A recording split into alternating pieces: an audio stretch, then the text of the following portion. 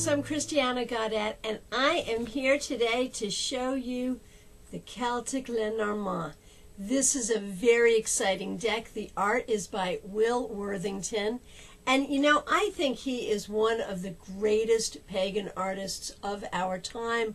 I particularly like his Druidcraft Tarot. I think a lot of people enjoy that deck, just as I think a lot of people will enjoy this deck. Now, one of the most interesting things about this deck is the book, which is written by McCracken, and she has been blogging about this deck for a long time. Long before this deck hit the market, we were reading about it, we were seeing the images, and so I'm really looking forward to learning how to use this deck by reading her blog, and you can do that too. Now, this is an interesting deck for a lot of reasons. Let me give you the particulars. It's published by US Games, and although it is a traditional Lenormand, it also is non-traditional in that it has 45 cards. And I know that there will be some traditionalists who don't like the expansion of the deck. But I think most of them are pretty practical in saying, but if you don't like those cards, you can just take them out. It's not that this deck adds new cards to the system. The deck is still numbered 1 through 36, but there are multiple choices for a few cards.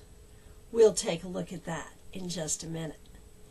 Now, another thing that is very interesting about this deck is its theme. This deck is pictured in Brittany, in the north of France. This was a Celtic region for many years, and that sort of ties the French origin of this deck with the theme of the deck. Now, this deck is unabashedly a pagan deck, but non-pagans could easily use it. The images are beautiful and not in any way in your face, wearing pentagrams the size of dinner plates. Nothing like that. The images are very pastoral and in muted tones. We'll take a look at them in just a moment. In the book, McCracken draws correlations between deities and each of the cards, and makes a case for a long-standing tradition of working with the Lenormand deck in a spiritual way. Let's take a look at this fabulous new deck. As you can see, it comes in a lift-off lid box with a matte finish. On the back, it says something about the deck. Celtic Lenormand brings elements of nature-based paganism to the Lenormand divination system. This 45-card deck, with beautiful artwork by Will Worthington, provides additional tree, animal, and people cards. In-depth descriptions for each card include spiritual messages, affirmations, and suggestions for use in spells. The illustrated book also presents interpretations based on the phases of the moon and the wheel of the year. So that gives you a really good sense of everything you're getting with this deck. And one of the things I really like about it is if you're a traditionalist, you can ignore all of that.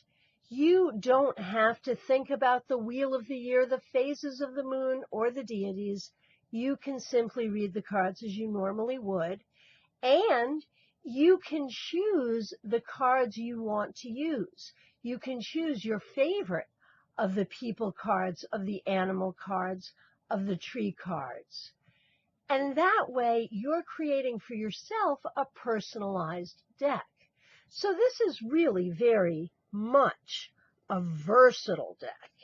Now let's take a look at the book. As you can see, it's substantial. It is illustrated. And there are interpretations looking at a fortune-telling interpretation and also a spiritual reading. And as we saw on the back of the box, there are spell uses. We also see timing, affirmation, deities associated with each card. One thing that's very interesting is this comment about dark and light. Typically, in the Lenormand system, there are cards that are always negative and cards that are always positive and cards that are always neutral. In this new deck, we are given for each card a way the card could be seen from a dark perspective and from a light perspective. So that's a little bit of a leap, but I think some people will really enjoy it. Now let's take a look at the cards. As you can see, they're small, as Lenormand cards typically are, and they're borderless. There is not really a playing card inset, but you can see in the lower right-hand corner, there is a reference to the Playing Card Association. So first of all, you can see there are two riders, one male, one female, one going in one direction, one going in the other. Now, one of the arguments for the use of multiple people cards, and the rider is considered a people card, is that we can activate more people in our lives if we have a question that uses multiple people, or as with the man and the lady especially, when we are doing a relationship reading for a same-sex couple, having two ladies or two men can be very helpful. And since often the rider is the other person, here we have the other woman, here we have the other man. So you can see that would really be very useful. So let's go forward. And you can see how these images really are very beautiful, very evocative, and nothing about them screams paganism to the point that they would be offensive to a non-pagan. Now, here we have the two trees, one oak, one holly. And of course, these represent the two aspects of male deity. Let's go forward. We also have two snakes. So you can see the opportunity to really personalize your deck if you wanted to use just 36 cards at a time. Here we have 3 birds cards, and these represent the 3 phases of the goddess, the triple goddess. We have chickens, we have songbirds, and we have owls. There are 2 card 13s, child,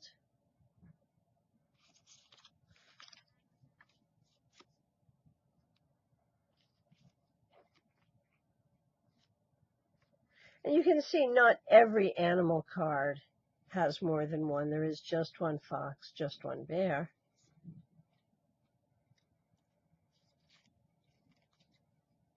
But look, when we get to dog, here in this deck, and the cat lovers are going to love this, you can choose between dog and cat. Or if you have perhaps both a dog and a cat that you're concerned about, perhaps you want to use both cards, activating each one for your particular pet.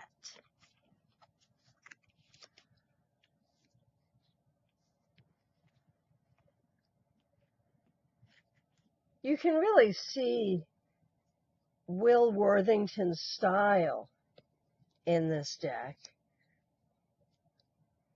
I think the mice are very cute.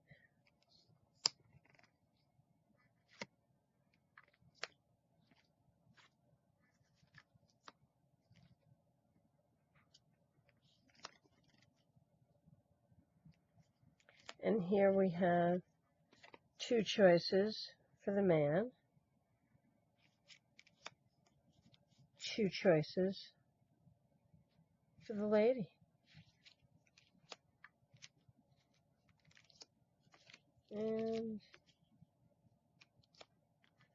And I like the way the Celtic images are kind of woven into the deck. There's nothing here that is screaming anything at you. It's a very comfortable deck. I can't imagine anyone being uncomfortable with it, but these little Celtic details, I think, really make the deck for me. And of course, a typical Celtic cross for card 36. So while this is not a traditional deck, it can certainly be read in a traditional way. It has a book that is filled with suggestions of ways to work with this deck, making it different from any other deck that has come before.